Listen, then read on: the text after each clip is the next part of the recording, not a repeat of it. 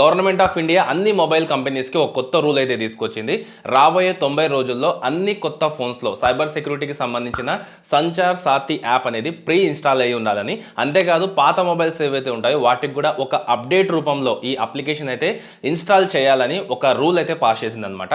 నార్మల్గా దీంట్లో ఒక షాకింగ్ విషయం ఏంటంటే ఈ అప్లికేషన్ని మనం అన్ఇన్స్టాల్ చేయలేము, డిసేబుల్ కూడా చేయలేము. అయితే ఈ సంచార్ సాతి యాప్ వల్ల మనకు యూజ్ ఏంటంటే ఇది నార్మల్గా ఒక యాంటీ ఫ్రాడ్ సేఫ్టీ యాప్ అనమాట. మన ఫోన్ పోగొట్టుకుంటే మనం నేషనల్ వైడ్గా ఫోన్ని ఈ ఒక్క అప్లికేషన్ నుంచి బ్లాక్ చేయొచ్చు. మన ఆధార్ కార్డ్ మీద ఎన్ని సిమ్ కార్డ్స్ ఉన్నాయో చెక్ చేసుకోవచ్చు. మనం సెకండ్ హ్యాండ్ ఫోన్ తీసుకునేటప్పుడు IMEI నెంబర్ క్లోనింగ్ అంటే ఆ ఫోన్ ఒరిజినలా కాదనేది కూడా మనం చెక్ చేయొచ్చు. దీంతో పాటు స్కామ్ కాల్స్, SMS, వాట్సాప్లో ఏదైనా సరే ఫ్రాడ్ జరిగితే వెంటనే రిపోర్ట్ చేయొచ్చు అనమాట.